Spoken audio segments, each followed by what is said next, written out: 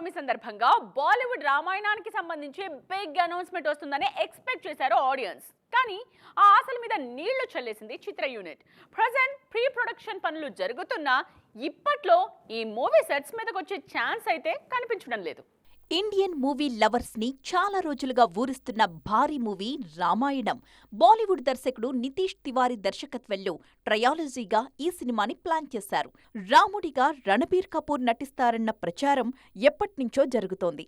అయితే ఇంతవరకు cinema casting, ఇతర వివరాలకు సంబంధించి ఎలాంటి అనౌన్స్మెంట్ రాలేదు.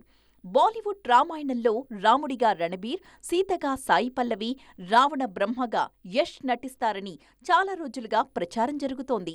త్వరలోనే ఈ వార్తలపై క్లారిటీ ఇవ్వడానికి చిత్ర బృందం సిద్ధమవుతోందన్న టాక్ కూడా వినిపించింది. ఏప్రిల్ 17న శ్రీరామనవమి సందర్భంగా రామాయణం మూవీకి సంబంధించిన అనౌన్స్మెంట్ వస్తుందని ఎక్స్పెక్ట్ చేశారు ఆడియన్స్.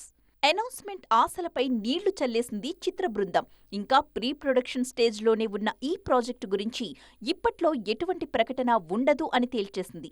ఇంకా ఫైనల్ స్క్రిప్ట్ రెడీ కాకపోవడంతో ఆల్ సెట్ అనుకున్న తరువాతే అనౌన్స్మెంట్ ఇవ్వాలని ఫిక్స్ అయింది. ముఖ్యంగా ఆదిపురుష్ విషయంలో జరిగిన పొరపాట్లు రిపీట్ అవ్వకుండా జాగ్రత్తలు తీసుకుంటోంది చిత్ర యూనిట్.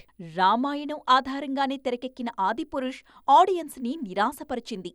ఈ సినిమా కథతో పాటు క్యారెక్టర్ల లుక్స్ మీద కూడా విమర్శలొచ్చాయి. అందుకే రామాయణం విషయంలో అలాంటి ఇబ్బందులు రాకుండా జాగ్రత్త పడుతోంది చిత్ర బృందం. అందుకే తొందరపడి అనౌన్స్మెంట్ ఇచ్చేయకుండా కాస్త సమయం తీసుకోవాలని ఫిక్స్ అయింది.